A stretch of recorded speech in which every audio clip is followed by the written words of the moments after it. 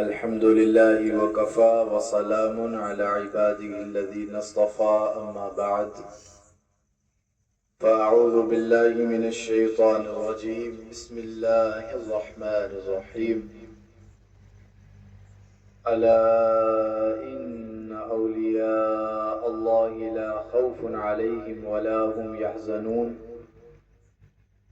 الذين آمنوا وكانوا يتقون لهم البشرى في الحياة الدنيا وفي الآخرة لا تبديل لكلمات الله ذلك هو الفوز العظيم. وقال النبي صلى الله تعالى عليه وآله وسلم المرء مع من أحب صدق الله العظيم وصدق رسوله النبي الأمين المتين الكريم ونحن على ذلك لمن الشاهدين والشاكرين والذاكرين والحمد لله رب العالمين. رب اشرح لي صدري ويسر لي أمري واحلل عقدة من لساني يفقه قولي. آئیے حضرات، ہم اور آپ کچھ عرض و معروض کرنے سے پہلے حصول برکت کے لیے انتہائی ادب و احترام کے ساتھ بارگاہ رسالت مآب سید الانبیاء والمرسلین رحمت للعالمین تاجدار دو عالم سرور کائنات فخر موجودات حضور احمد مجتبی و محمد مصطفیٰ صلی اللہ تعالی علیہ وآلہ وسلم کی مقدس بارگاہ میں درود پاک کا نذرانہ پیش کریں. پڑھیے اللہم صلی علی سیدنا و کریمنا و مرشدنا و مولانا محمد وعلی آلہ و اصحابہ اجمعین الی یوم الدین. اللہ رب العزت کی بارگاہ میں دعا گو ہیں کہ رب کریم صاحب خانہ کو اللہ نے یہ توفیق عطا فرمائی کہ انہوں نے محبوب سبحانی قطب ربانی پیر لاسانی سیدنا شیخ عبد القادر جیلانی غوث سمدانی رضی اللہ تعالی عنہ کی نسبت سے آپ کی عقیدت و محبت کا اظہار کیا اور اس محفل کو سجایا. اللہ تعالیٰ اس محفل کی برکت سے صاحب خانہ کی دنیا اور آخرت کو دونوں کو مزین فرماتے ہیں. ہماری اور آپ کی بڑی سعادت مندی ہے کہ آج کی رات کا یہ مختصر سا لمحہ اللہ اور اس کے رسول صلی اللہ تعالی علیہ وآلہ وسلم کا ذکر کرنے میں صرف ہو رہا ہے. کل قیامت کے دن جہاں ہمارے جسم کے اعضاء بھی گواہی دیں گے، جس زمین کے حصے پر ہم عبادت کرتے ہیں وہ زمین کا حصہ بھی ہمارے حق میں گواہی دے گا. ہمارا یہ ایمان اور ہمارا یہ عقیدہ ہے کہ انشاءاللہ العزیز آج کی یہ رات بھی ہمارے حق میں گواہی دے گی. اگر واقعی ہم خلوص لے کر کے بیٹھے ہیں، اگر اخلاص لے کر کے بیٹھے ہیں، ادب و احترام اور بارگاہ غوثیت کا فیضان مل جائے اور آپ کے نقوش قدم پر زندگی گزارنے کا ارادہ لے کر بیٹھے ہیں تو یقیناً یہ رات بھی ہمارے حق میں گواہی دے گی. ہر چیز کل قیامت کے دن اللہ کی بارگاہ میں حاضر ہوگی اور ہمارے حق میں اور ہمارے خلاف گواہی دے گی. اس لیے اپنی زندگی کی فکر کیجئے، ہر لمحے کی فکر کیجئے. کوئی بھی لمحہ اللہ اور اس کے رسول کی نافرمانی میں مت گزاریے. یہ سرکار دو عالم صلی اللہ تعالی علیہ وآلہ وسلم کے فرامین ہیں. سرکار دو عالم صلی اللہ تعالی علیہ وآلہ وسلم کی نورانی زندگی کو پڑھیں. سرکار دو عالم صلی اللہ تعالی علیہ وسلم کی سنتوں کو اختیار کریں. سرکار دو عالم صلی اللہ تعالی علیہ وسلم کے سچے غلام بنے. حضور سرور کائنات صلی اللہ علیہ وسلم کے سچے امتی بنے. آقا علیہ السلام سے جو ہم نے وعدہ کیا ہے، آقا علیہ السلام کے دامن کو تھامنے کا جو ہم اعلان کرتے ہیں، جو ہم اقرار کرتے ہیں، اسے اپنی زندگی کے اندر بھی شامل کیجئے، اپنی فکر کیجئے، اپنا محاسبہ کیجئے، اپنا استفسار کیجئے، غفلت کی چادر کو اتاریے، اللہ اور اس کے رسول صلی اللہ علیہ وسلم کے فرامین پر عمل کرتے ہوئے زندگی گزاریے۔ اولیاء سے جس طرح آپ محبت کرتے ہیں، عقیدت رکھتے ہیں، اور اس عقیدت و محبت کا اظہار ان محفلوں کو سجا کر کرتے ہیں، اپنے کردار کو پاکیزہ بنا کر بھی ان سے عقیدت و محبت کا اظہار کریں۔ سرکار غوث پاک رضی اللہ تعالیٰ عنہ کا فیضان اور فیوز و برکات کا نور آپ کو تب ملے گا جب آپ ان کے راستے پر چلیں گے، جب آپ ان کی فرما برداری کریں گے، جب آپ ان کے بتائے ہوئے راستوں پر چل کر زندگی گزاریں گے، جو انہوں نے تعلیمات دی ہیں ان پر عمل کریں گے، تو انشاءاللہ العزیز آٹومیٹک ان کا فیضان آپ کو مل جائے گا۔ اور اگر آپ محفلوں پر محفل سجاتے رہیں، لنگروں پر لنگر لٹاتے رہیں اور ان کی تعلیمات کو نظر انداز کرتے رہیں، نمازوں سے دور رہیں، ماں باپ کی نافرمانی کرتے رہیں، جھوٹ بولتے رہیں، تو ان کا فیضان آپ کو نہیں مل سکتا۔ اللہ والوں کا فیضان اگر آپ کو چاہیے تو اللہ والوں کے راستوں پر چلنا پڑے گا، تبھی آپ کو فیضان ملے گا۔ اللہ تعالی ہم سب کو سرکار غوث پاک رضی اللہ تعالیٰ عنہ کے فیوز و برکات سے مستفیض اور مالا مال فرمائے۔ آپ کے دیار محبت میں یہ پہلی حاضری ہے، اللہ کریم اس محبت کے سلسلے کو تا حیات قائم و دائم فرمائے۔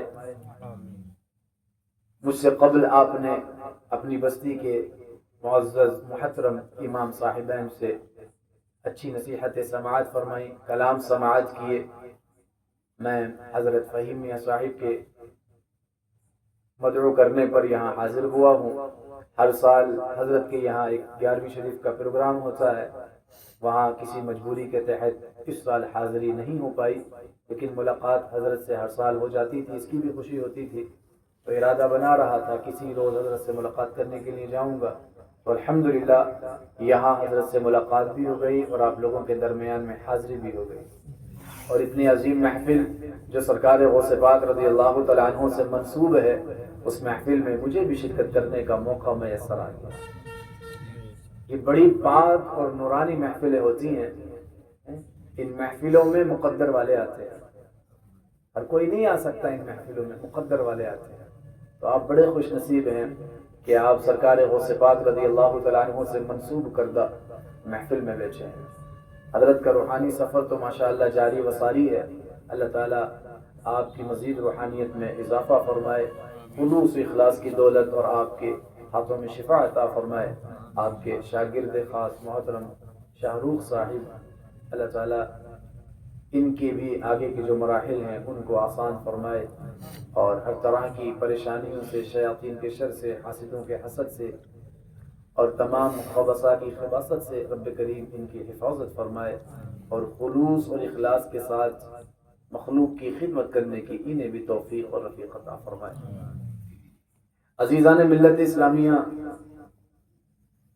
خطبہ مسنونہ کے بعد میں نے قرآن کریم کی آیت کریم الا ان اولیاء اللہ، رب کریم فرماتا ہے بے شک آگاہ ہو جاؤ، جان لو، جو میرے دوست ہیں یعنی جو اللہ کے ولی ہیں، لا خوف علیہم، ان پر کوئی خوف نہیں ہے، ولا هم یحزنون، نہ وہ کسی بات سے غم زدہ ہے۔ اللہ والوں کی شان کیا ہوتی ہے کہ وہ اللہ کے سوا کسی سے ڈرتے ہی نہیں، ان کا توکل اتنا مضبوط ہوتا ہے، ان کا ایمان اتنا قوی ہوتا ہے کہ وہ کسی سے نہیں ڈرتے۔ ہم جس ہستی کا ذکر کرنے کے لیے جمع ہوئے ہیں وہ ہستی اتنی عظیم ہستی ہے، اتنی عظیم ہستی ہے کہ عوام الناس ان کی بارگاہ میں باادب نہیں، بلکہ اولیاء کاملین بھی ان کی بارگاہ میں باادب حاضر ہوتے ہیں۔ ان کی دہلیز کا ادب اولیاء اکرام بھی کرتے ہیں، ان کی ذات کا ادب، ان کی شخصیت، ان کی ولایت، ان کی معرفت، ان کی رفعت اللہ نے اتنی بلند فرمائی ہے کہ عوام الناس ہی نہیں بلکہ خواص بھی ان کی تعظیم و تکریم کرتے ہیں، اور کیوں نہ کریں۔ محبوب سبحانی، جو محبوب سبحانی بھی ہے، قطب ربانی بھی ہے، پیر لاقانی بھی ہے، قندیل نورانی بھی ہے، شہباد لامکانی بھی ہے، حضور سیدنا شیخ عبد القادر جیلانی جو غوث سمدانی بھی ہیں، جن کی رگوں میں امام حسن کا بھی خون مبارک ہے، جن کی رگوں میں امام حسین کا بھی خون مبارک ہے، جن کی ذات مبارکہ میں امام حسن کا نور جھلکتا ہے، جن کی سیرت میں، جن کے کردار میں امام حسین کے کمالات جھلکتے ہیں، امام حسین کا صبر جھلکتا ہے، امام حسین کا تحمل جھلکتا ہے، امام حسین کا زہد جھلکتا ہے، امام حسین کا تقوی جھلکتا ہے۔ یہ وہ غوث پاک ہیں جو حسانی بھی ہیں اور حسینی بھی ہیں، نجیب الطرفین سید ہیں، جو علی کے گلشن کے پھول ہیں، جنہیں علی نے نوازا ہو، مصطفیٰ کریم صلی اللہ تعالی علیہ وآلہ وسلم کی جن پر کروڑہ نعمتیں ہوں، سرکار دو عالم صلی اللہ علیہ وسلم کی جنہیں خصوصی توجہ نصیب ہوئی ہو، وہ غوث پاک رضی اللہ تعالی عنہ، جو امام الاولیاء بھی ہیں، جو امام الاتقیاء بھی ہیں، جن کی شان ولیوں میں سب سے اعلیٰ ہے، وہ ہے سرکار غوث پاک رضی اللہ تعالی عنہ۔ ایک شاعر فرماتے ہیں، چوں محمد درمیان انبیاء، غوث اعظم درمیان اولیاء۔ سرور کائنات صلی اللہ علیہ وسلم کا مقام جس طرح انبیاء اکرام کے درمیان سب سے اعلیٰ اور افضل ہے، اسی طرح سرکار غوث پاک رضی اللہ تعالیٰ عنہ کا مقام اولیاء کی سب میں سب سے افضل و اعلیٰ ہے۔ علیہ السلام کے امتی بھی، امت کے ولی بھی دیگر انبیاء کی امتوں کے ولیوں سے سب سے افضل ہے۔ جس ہستی میں اتنے کمالات ہو، جس ہستی میں اتنی خوبیاں ہو، جس ہستی کا اتنا اعلیٰ زہد ہو، اتنا اعلیٰ منصب ہو، خاندانی شرافت اتنی اعلیٰ ہو، اسی ہستی کی شان میں اعلیٰ حضرت عظیم البرکت امام عشق و محبت الشاہ امام احمد رضا خان علیہ رحمہ فرماتے ہیں، واہ کیا مرتبہ ہے جو غوث پاک کے کمالات پڑھ لے گا، جو غوث پاک کی سیرت کو پڑھ لے گا، جو غوث پاک کی کرامات کو سن لے گا، ملاحظہ کر لے گا، ایک نظر ڈال لے گا، اس کی زبان پر یہی ہوگا جو اعلیٰ حضرت کی زبان پر تھا، واہ کیا مرتبہ اے غوث ہے بالا تیرا، اونچے اونچوں کے سروں سے قدم اعلیٰ تیرا۔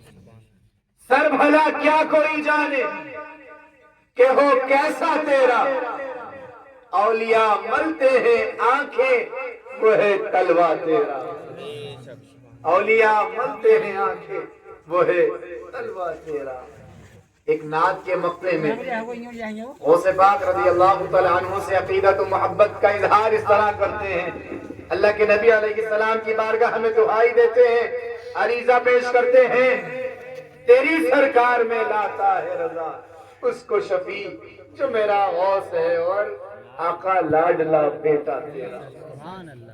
سرکار غوث پاک رضی اللہ تعالیٰ عنہ جب اپنی والدہ ماجدہ کے شکم اطہر میں تھے تو عزیزان ملت اسلامیہ روایات ملتی ہیں، کتابوں میں آیا ہے، سرکار غوث پاک رضی اللہ تعالیٰ عنہ کی و عنہا کی والدہ ماجدہ کے خواب میں بڑے بڑے جید علماء کرام، جید اولیاء کاملین خواب میں آ کر بشارتیں دیتے تھے.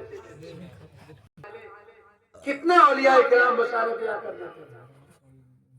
اے موسیٰ، ابو صالح مبارک ہو، اللہ تمہیں ایک بہت ہی باکمال شہزادے سے نوازنے والا ہے.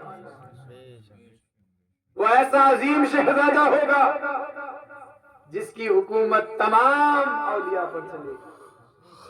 صرف عوام ہی ان کی تابع نہیں ہوگی، بلکہ اللہ کے ولی بھی ان کی بات کو مانیں گے اور اپنے سر کو خم کریں گے، ان کی دہلیز کو چومیں گے، ان کے قرب کو اختیار کریں گے اور اس پر فخر کریں گے. اللہ تمہیں وہ شہزادہ عطا فرمانے والا ہے. اے ابو صالح، رش کرو اللہ.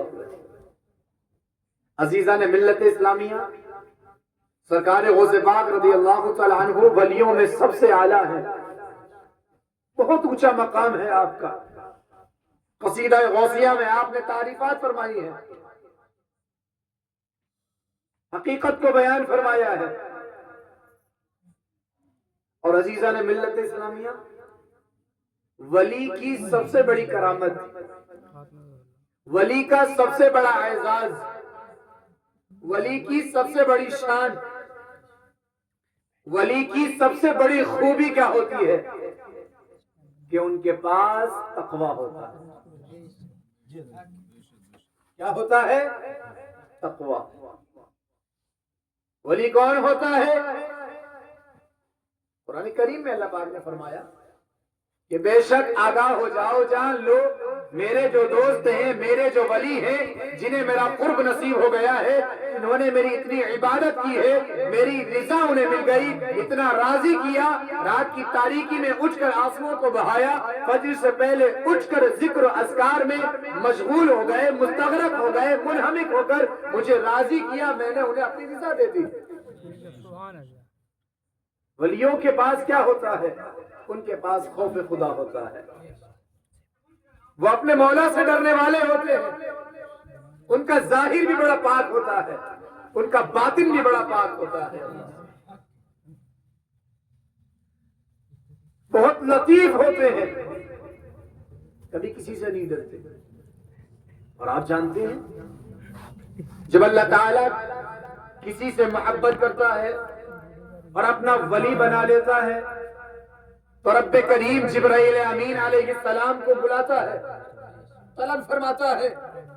جبرائیل حاضر ہوتے ہیں بارگاہ خدا بندی میں اور رب تعالی ارشاد فرماتا ہے، جبرائیل، میں فلاں بندے سے محبت کرتا ہوں، میں نے اس کے دل میں اپنے نور کو داخل فرما دیا ہے، میں نے اسے اپنا ولی بنا لیا ہے، اپنا دوست بنا لیا ہے. اے جبرائیل، میں اس سے محبت کرتا ہوں، تم بھی اس سے محبت کرو اور جا کر کے فرشتوں میں اعلان کر دو کہ اللہ فلاں بندے سے محبت کرتا ہے اور مجھ جبرائیل کو بھی حکم ہوا ہے، اے فرشتوں تم بھی اس بندے سے محبت کرو. جبرائیل امین علیہ السلام فرشتوں کے درمیان حاضر ہو کر اللہ کا فرمان سناتے ہیں اور فرشتوں سے کہتے ہیں، اے فرشتوں، اللہ نے مجھے اپنی بارگاہ میں طلب فرمایا اور یہ حکم ارشاد فرمایا ہے کہ میں رب کریم فلاں بندے سے محبت کرتا ہوں. اے جبرائیل، تم بھی اس سے محبت کرو اور جا کر کے تمام فرشتوں میں یہ اعلان کر دو کہ اللہ بھی محبت کرتا ہے، جبرائیل بھی محبت کرتے ہیں، فرشتوں تم بھی محبت کرو. جبرائیل امین علیہ السلام فرشتوں سے کہتے ہیں اور پھر رب کریم کا حکم ہوتا ہے، جبرائیل جا کر زمین پر جاؤ اور زمین پر جتنی مخلوق ہے سب میں یہ اعلان کر دو، اللہ فلاں بندے سے محبت کرتا ہے، جبرائیل بھی محبت کرتا ہے اور تمام فرشتے بھی محبت کرتے ہیں. اے جن و انس، تم بھی اس بندے سے محبت کرو. اللہ جن سے محبت کرتا ہے نا، جو اللہ کے ولی بن جاتے ہیں، عزیزان ملت اسلامیہ، پھر سب ان کی تعظیم کرتے ہیں، کیونکہ سارا اختیار رب کریم کا ہے. زمین و آسمان کی ہر چیز اس کے قبضے میں ہے. جب بندہ رب کا ہو جائے تو پھر سب اس کا ہو جاتا ہے.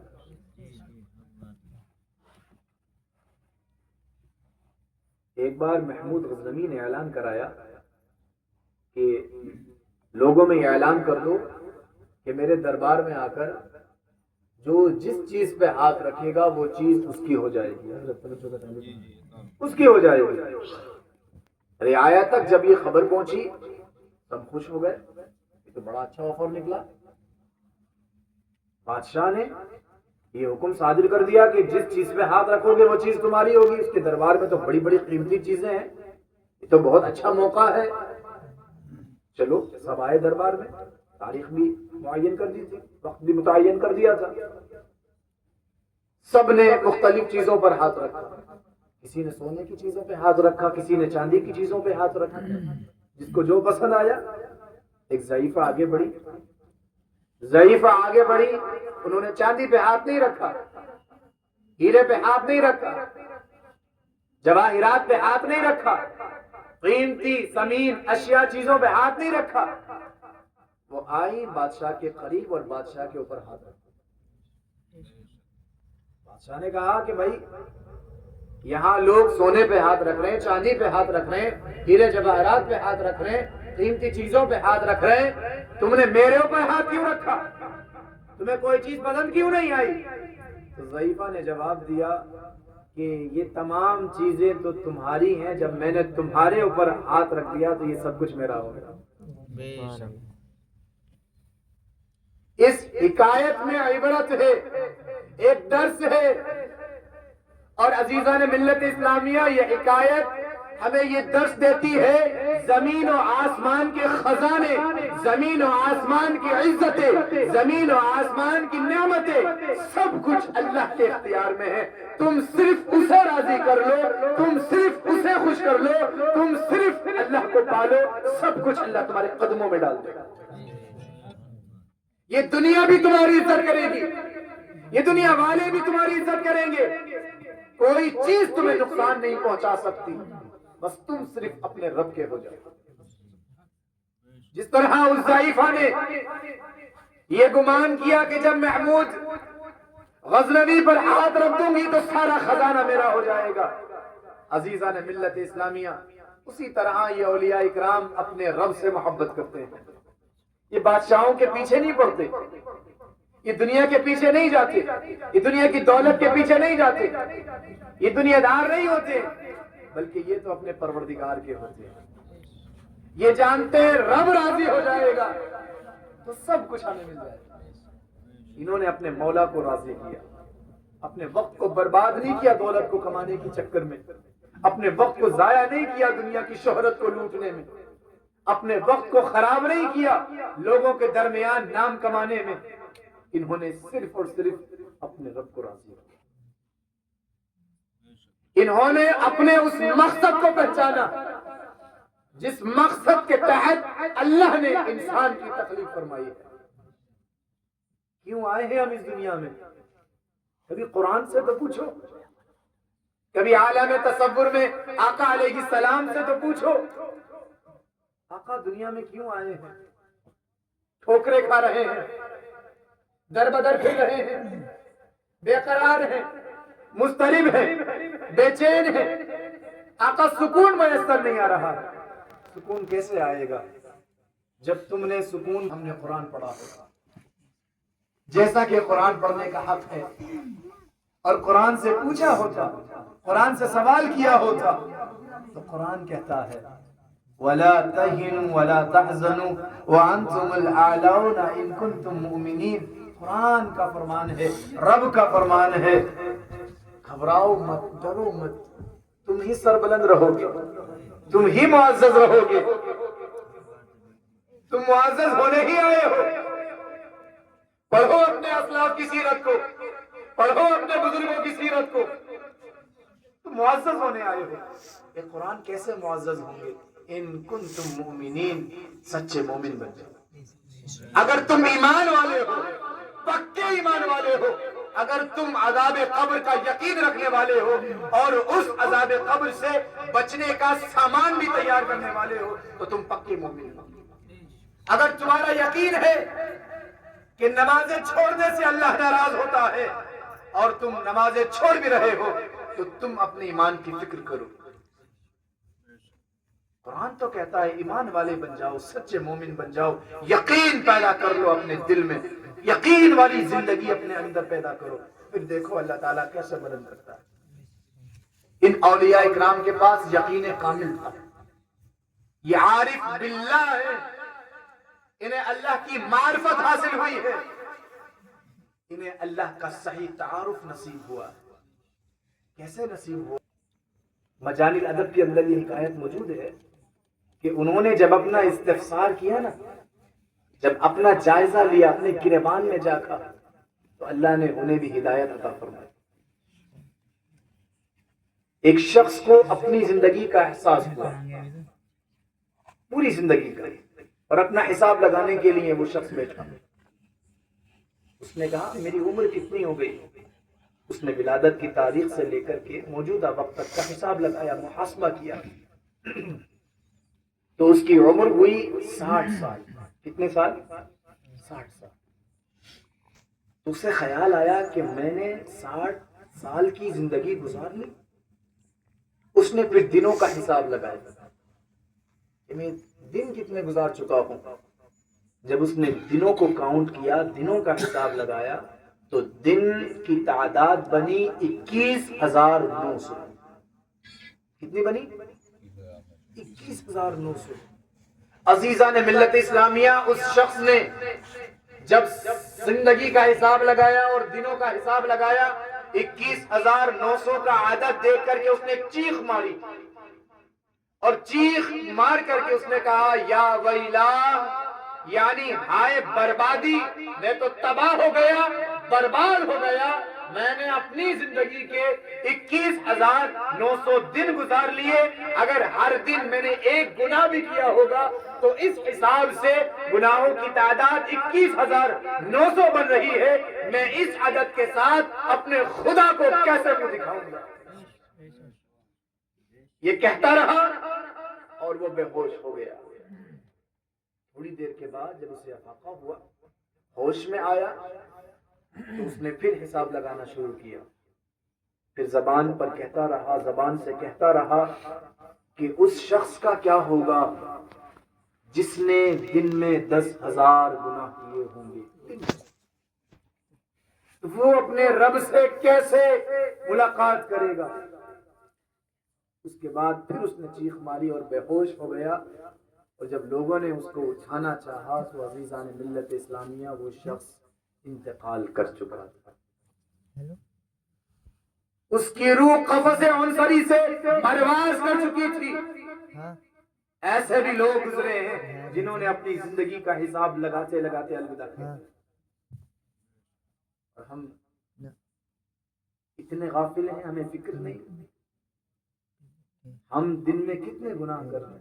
60 سال کی زندگی اس نے گزاری، 21,900 دن کا عدد پورا کیا، اور کہتا ہے کہ ایک گناہ بھی کیا ہوگا، اگرچہ ایک نہیں کیے ہوں گے، میں نے کئی کیے ہوں گے، اگر ایک بھی کیا ہوگا تو میں اس عدد کے ساتھ اپنے مولا کو کیسے منہ دکھاؤں گا؟ عزیزان ملت اسلامیہ، زندگی کی یکلف اللہ نفسا الا وسعها، وہ رب اتنا کریم، اتنا مہربان ہے کہ کسی کو اس کی ذات کی طاقت سے زیادہ اللہ تعالیٰ کسی پر بوجھ نہیں ڈالتا۔ ان اللہ لا یظلم مثقال ذرہ، اللہ تعالیٰ ذرہ برابر بھی کسی پر ظلم نہیں کرتا، ہم خود اس کے ذمہ دار ہیں۔ ایک صاحب کہنے لگے کہ حضرت یہ جو مخالفین ہیں کیسے قابو میں آئیں گے؟ طرح طرح کی آزمائش ہے، آخر کنٹرول میں کیوں نہیں آتے؟ ہماری تو قوم میں بڑے بڑے اچھے عامل ہیں، کنٹرول کیوں نہیں کرتے اپنے موکلین کے ذریعے سے؟ آج ہر کوئی کہتا ہے کہ مجھ پہ کرا دیا، میرا بزنس بند کر دیا، میرا بندش لگا دی، یہ بیٹیوں کے رشتے بند کر دیے، یہ کر دیے، وہ کر دیے۔ کہا ہماری قوم میں جب اتنے بند کرنے والے ہیں تو انہیں کوئی بند کرنے والا نہیں۔ میں نے کہا یہ قابو میں تب تک آئیں گے جس طرح جمعے کی نماز میں لوگ مسجدوں کو بھر دیتے ہیں، جب تک یہ حالت، یہ کیفیت نماز فجر میں مسلمانوں کی نہ ہو جائے۔ جس طرح اذان ہوتے ہی مسجدیں بھر جاتی ہیں جمعہ میں، رمضان میں، شب قدر و شب برات میں، جب تک فجر کے اندر اتنی تعداد میں نمازی نہیں آئیں گے تب تک مسلمانوں انقلاب نہیں آئے گا. اس لیے کہ ہم اللہ کی نعمت کی بے قدری کر رہے ہیں. یاد رکھیے گا بہت بڑی نعمت ہے یہ عبادت، یہ نماز جسے ہم نظر انداز کر رہے ہیں. ذرا سی معمولی سی مصروفیت ہوئی، نماز کو چھوڑ دیا. اللہ، نماز جو فرض العین ہے، جو مصطفیٰ جان رحمت صلی اللہ علیہ وسلم کی آنکھوں کی ٹھنڈک ہے، جس میں حضور نے فرمایا ہوا الصلاۃ قرۃ عینی، الصلاۃ معراج المؤمنین، اقیم الصلاۃ لذکری، جو رب کی یاد ہے، اللہ، جو بے حیائی بری باتوں سے روک دیتی ہے، جو دلوں میں نور پیدا کر دیتی ہے، جو چہروں کو روشن کر دیتی ہے، جو برائیوں سے بچا لیتی ہے، جو بیماریوں سے شفا دے دیتی ہے، جو خدا کے قریب کر دیتی ہے، جو جسمانی اور روحانی طور پر ہماری تربیت کر دیتی ہے، ہم اس نماز کو نظر انداز کر دیتے ہیں. کتنی نمازیں ہم، کاش ہمیں بھی احساس ہو جائے کہ آج فجر نہیں پڑی، ایک گناہ کر لیا.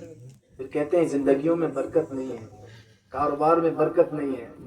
ہماری زندگی میں برکت کیسے ہوگی جب ہم اپنے دن کا آغاز ہی اللہ کی نافرمانی سے کریں. مسلمانوں، سب سے پہلے نمازی بنو. یہ لنگر، یہ فاتحہ، یہ محافل، یہ سب بات کی باتیں ہیں، یہ سب مستحبات ہیں. ان کے بارے میں پوچھا نہیں جائے گا، ان کے بارے میں پوچھا نہیں جائے گا. سب سے پہلے جو حساب ہوگا وہ نماز کا ہوگا.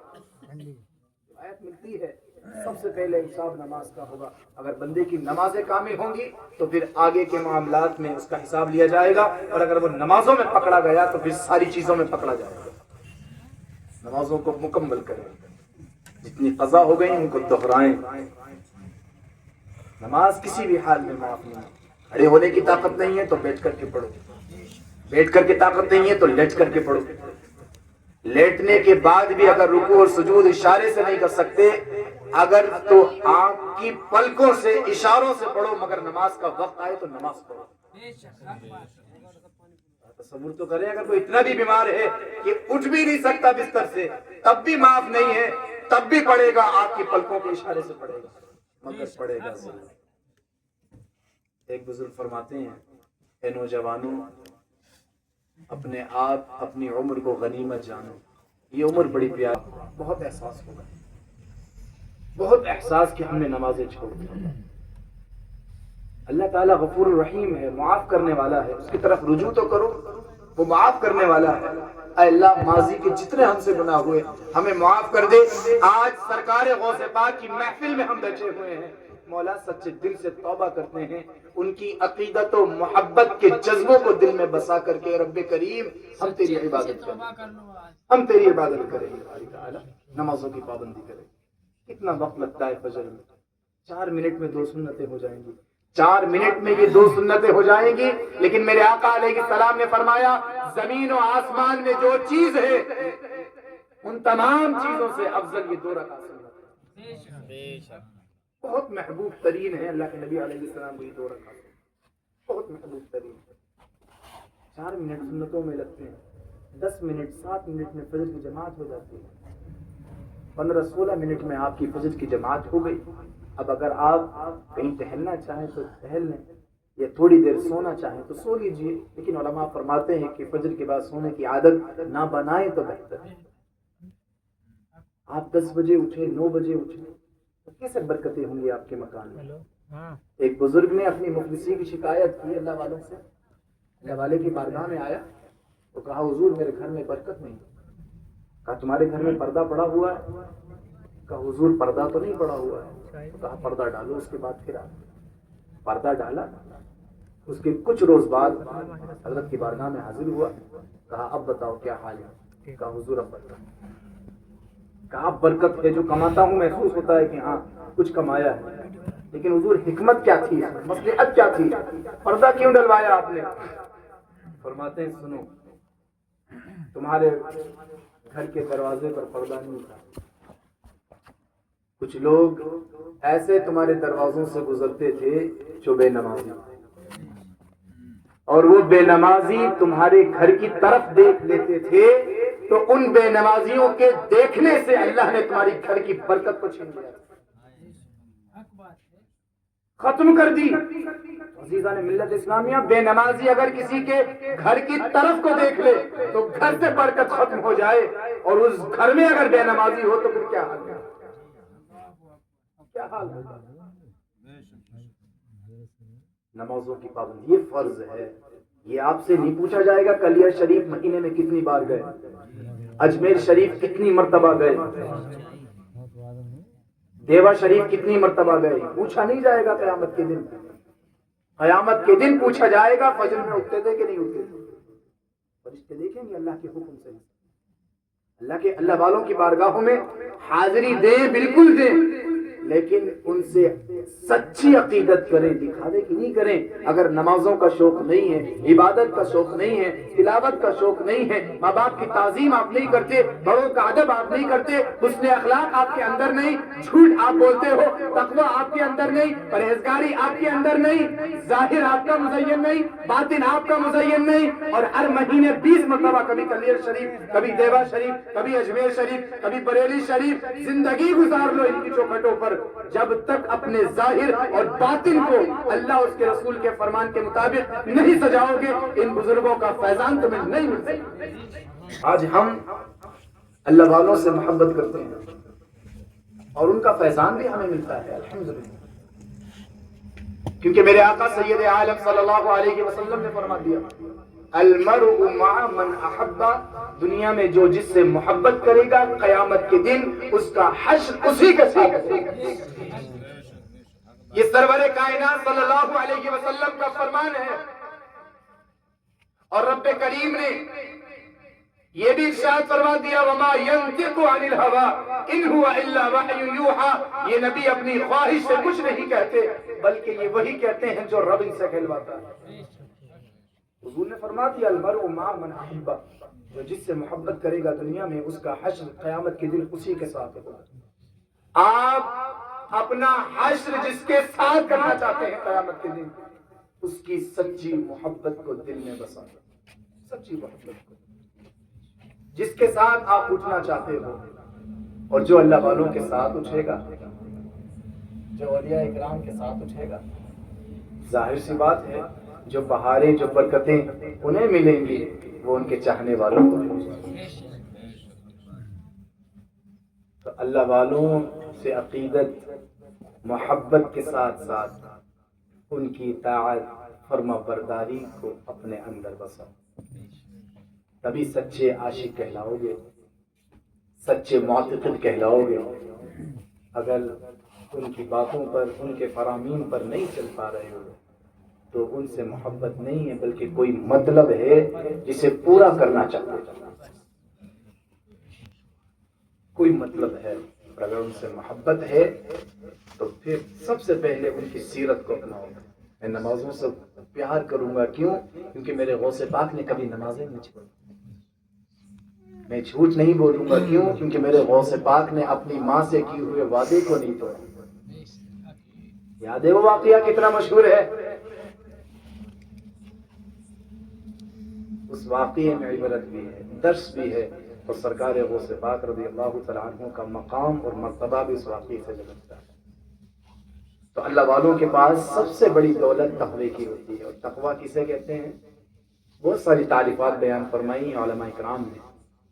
تقوی اللہ نے جن کاموں کو کرنے کا حکم دیا ہے ان کو کرنا، اور جن کاموں سے بچنے کا حکم دیا ہے ان سے بچ کر زندگی گزارنا، یہ تقوی ہے۔ اور اللہ تعالیٰ نے اپنے ولیوں کا ذکر کرتے ہوئے اس کے بعد یہ ذکر فرمایا ولی کون ہوتا ہے؟ رب فرماتا ہے الذین آمنوا وکانوا یتقون، وہ جو ایمان لائے، وکانوا یتقون، اور پرہیزگاری کرتے رہے۔ ہم بھی ایمان لائے، ہمارے پاس بھی ایمان کی دولت ہے، لیکن اللہ والوں کے پاس ایمان بھی تھا، اور ایمان کے ساتھ ساتھ تقوی اور پرہیزگاری بھی تھی۔ ایمان الحمدللہ ہمارے پاس بھی ہے، ایمان ہے کہ نہیں ہے؟ ہم مرنے کے بعد دوبارہ زندہ ہونے کا یقین رکھتے ہیں نہیں؟ جنت کو ہم نے دیکھا نہیں ہے مگر ایمان رکھتے ہیں، جہنم کو ہم نے دیکھا نہیں ہے مگر ایمان رکھتے ہیں، عذاب قبر کو ہم نے دیکھا نہیں مگر ایمان رکھتے ہیں کہ ہاں عذاب قبر حق ہے، دیکھ کے نہیں رکھتے۔ جنات کو ہم نے نہیں دیکھا مگر ہے، ہمارا ایمان ہے، کیوں؟ اللہ اس کے رسول کا فرمان ہے۔ فرشتوں کو ہم نے نہیں دیکھا مگر ہمارا ایمان ہے۔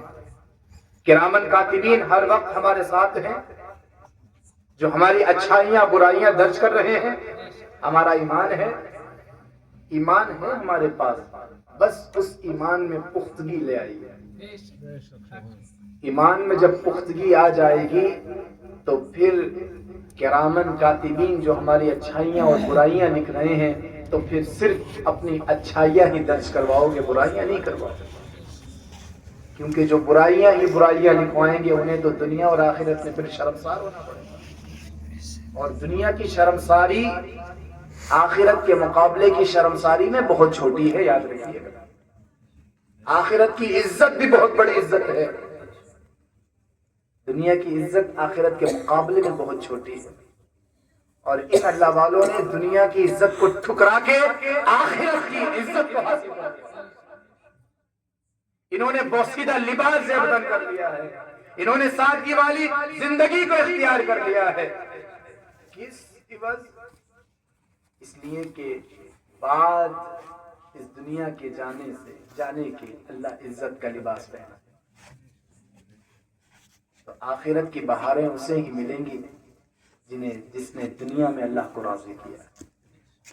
اور فرماتا ہے الذین آمنوا وکانوا یتقون، وہ جو ایمان لائے اور پرہیزگاری کرتے رہے، لہم البشری فی الحیاۃ الدنیا وفی الآخرہ، ایسی ہی ہستیوں کے لیے دنیا میں بھی خوشخبریاں ہیں اور آخرت میں بھی خوشخبریاں ہیں۔ ایک حدیث کا مفہوم ہے، جو بندہ آخرت سے محبت کرتا ہے اسے دنیا بھی مل جاتی ہے اور آخرت بھی مل جاتی ہے، اور جس صرف دنیا کے لیے مرتا ہے اسے نہ دنیا ملتی ہے نہ آخرت ملتی ہے، نہ وہ یہاں کا رہتا ہے نہ وہاں کا رہتا ہے۔ اب بتاؤ فائدہ کس میں؟ فائدہ آخرت کی فکر کرنے میں ہے، فائدہ آخرت کی محبت کو دل میں بسانے میں ہے۔ اس لیے ہم آخرت سے محبت کریں گے، ہمیں دنیا بھی مل جائے گی، دنیا کی عزت بھی مل جائے گی انشاءاللہ۔ لہم البشری فی الحیاۃ الدنیا وفی الآخرہ، رب فرماتا ہے لا تبدیل لکلمات اللہ، اللہ کی بات، اللہ کا فرمان بدلنے والا نہیں ہے۔ ذالک هو الفوز العظیم، اور وہ سب سے بڑی کامیابی ہے، سب سے بڑی کامیابی، سب سے بڑی کامیابی اللہ کی رضا، اللہ کی محبت، اللہ کی خوشنودی، آخرت کا سکون، آخرت میں کامیابی، سرکار دو عالم صلی اللہ علیہ وآلہ وسلم کی سچی غلامی، آقا کی محبت، آقا کا پیار، آقا کی رضا جنہیں مل جائے وہ سب سے بڑی کامیابی ہے۔ جنت بھی تو حضور کے غلاموں کو ملے گی، تجھ سے اور جنت سے کیا مطلب ابھی دور ہو، ہم رسول اللہ کے، جنت رسول اللہ، لیکن جنت انہی کو ملے گی جو خدا سے ڈرنے والے ہیں، یاد رکھیے۔ صحابہ نے بھی کہا ہم رسول اللہ کے، لیکن صحابہ نے حضور علیہ السلام کی ایسی غلامی نبھائی، ایسی وفا نبھائی، قیامت تک حضور کے ساتھ ساتھ حضور کے صحابہ کا ذکر ہوتا ہے، سچے مطیع اور فرما بردار بن کر ہم بھی کہتے ہیں لبیک لبیک لبیک، انہوں نے بھی کہا تھا لبیک لبیک لبیک، لیکن جب وہ لبیک کہتے تھے تو فرشتے بھی رشک کرتے تھے، اور آج ہم لبیک لبیک کہتے ہیں جلسوں میں، محفلوں میں، گھر جاتے ہیں، سو جاتے ہیں، ماں باپ بلاتے رہیں بیٹا کچھ خدمت کر دے، پیر دبا دے، پیر لگا دے، تو کہتے ہیں جلسے میں آیا ہوں 2 بجے، جلسے سے آیا ہوں، نیند بہت تیز آ رہی ہے، سونے کے لیے چلے جاتے ہیں، اور جبکہ سوتے بھی نہیں ہیں، موبائل چلاتے ہیں۔ جلسوں میں کیا حالت تھی؟ لبیک یا رسول اللہ، آئی لو محمد، اور طرح طرح کے جذباتی نعرے، لیکن کردار دیکھو تو آج ہم نے اپنے ظاہر کی فکر کی ہے، باطن کی طرف نظر نہیں کہ میری عزت رکھ لے، لیکن بلال کی زبان پر ایک ہی جملہ تھا، احد احد، وہ ہے کہ جو چاہو کر لو، اب تو دل دے دیا اللہ اس کے رسول۔ یہ تھے وہ لوگ جنہوں نے آئی لو محمد کا صحیح حق نبھا دیا۔ تو عزیزان ملت اسلامیہ، اللہ والوں سے پیار کرو۔ سرکار غوث پاک رضی اللہ تعالیٰ عنہ کی تعلیمات بہت افضل و اعلیٰ ہیں۔ آپ نے صبر سکھایا اپنی خانقاہ سے، توکل سکھایا اپنی خانقاہ سے، زہد سکھایا اپنی خانقاہ سے، عشق رسول سکھایا اپنی خانقاہ سے، عشق صحابہ سکھایا اپنی خانقاہ سے، عشق اہل بیت سکھایا اپنی خانقاہ سے، قرآن کی تعلیمات دی اپنی خانقاہ سے، حدیث کی تعلیمات دی اپنی خانقاہ سے، فقہ کے مسائل سکھائے اپنی خانقاہ سے، لوگوں کے ظاہر کو بھی مزین کیا، لوگوں کے باطنوں کو بھی مزین کیا۔ سرکار غوث پاک کی روحانی تعلیمات آج بھی وہی صدا دے رہی ہیں، وہی نور ہے آج بھی ان کی خانقاہوں میں، ان کی اولاد کی خانقاہوں میں، ان کے فرزندگان کی خانقاہوں میں۔ اور الحمدللہ ثم الحمدللہ، میں جس بارگاہ سے منسلک ہوں سرزمین رامپور کے اندر، جو سرکار غوث پاک رضی اللہ تعالیٰ عنہ کی 12ویں اولاد میں، جو جانشین غوث پاک ہے، جن کا نام نامی اسم گرامی حضرت سیدنا عبداللہ شاہ بغدادی قادری جیلانی رحمت اللہ تعالی علیہ، جو سرکار غوث پاک رضی اللہ تعالی عنہ کے روحانی حکم سے ہی ہندوستان کی زمین پر آ کر ان کے چاہتے ہیں، ان کے بزرگوں نے کہیں نہ کہیں سے ہجرت فرمائی، کوئی بخارا سے آیا، کوئی عراق و ایران سے آیا۔ الحمدللہ ثم الحمدللہ، ہمارے جو بھی اجداد جد کریم جو آئے ہندوستان کی سرزمین پر عزیزان ملت اسلامی، وہ بغداد سے آئے، ہمارا سلسلہ بغدادی ہے الحمدللہ۔ تو بڑی خوش نصیبی کی بات ہے کہ ہم غوث پاک رضی اللہ تعالیٰ عنہ سے محبت کرتے ہیں، غوث پاک کی تعلیمات سے بھی محبت کیجیے، غوث پاک سے عقیدت و محبت کے چراغوں کو روشن کیجیے۔ ان کی روشنی، ان کا نور آپ کی نسلوں تک اللہ نے چاہا تو جاری و ساری۔ سرکار غوث پاک رضی اللہ تعالی عنہ جو پہلے رمضان میں آپ کی ولادت تھی، آپ کے والد گرامی بڑے متقی پرہیزگار، اور آپ کی والدہ بھی بڑی متقی اور پرہیزگار، آپ کا ننیحالہ بھی بے مثال، آپ کا ددیحال بھی بے مثال، سرکار غوث پاک رضی اللہ عنہ کا بچپن بھی بے مثال۔ ایک حکایت ملتی ہے کہ سرکار غوث پاک رضی اللہ تعالیٰ عنہ بچپنے کے عالم میں کھیل رہے ہیں، کھیلتے کھیلتے 2 بیلوں پر نظر آپ کی پڑی، ان بیلوں کی طرف دوڑتے ہوئے جا رہے ہیں۔ بیلوں نے پیچھے مڑ کر کے دیکھ کر کے کہا، عبد القادر ہمارے پیچھے کیوں آتے ہو؟ بیل ہیں، بیل سیل نہیں رہتی۔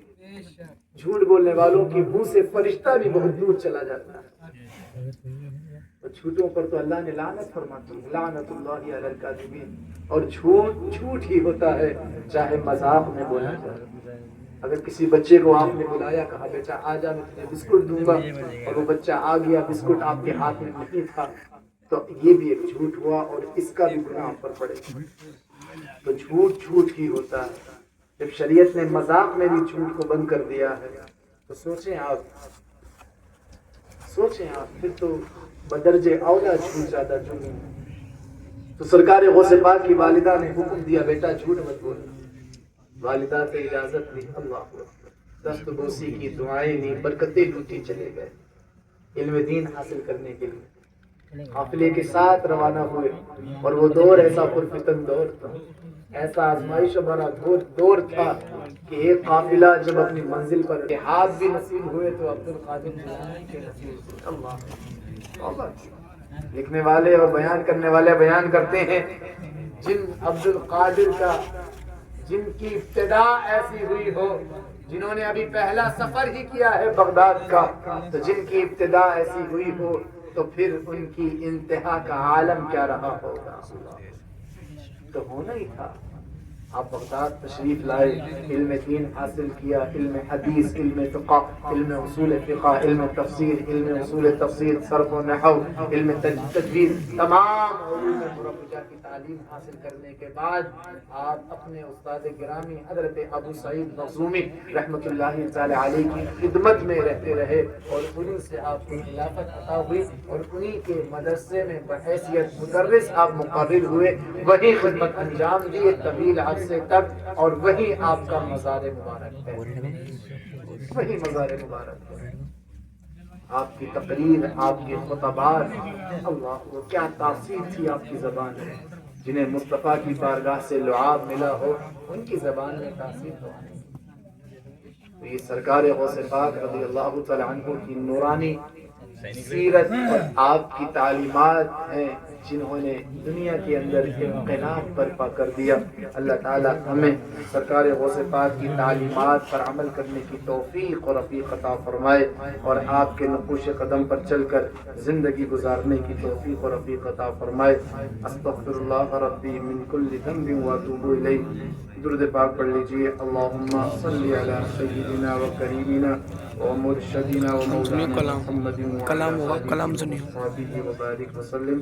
صلوا عليه صلاة وسلاما عليك يا رسول الله صلى الله تعالى عليه وآله وسلم.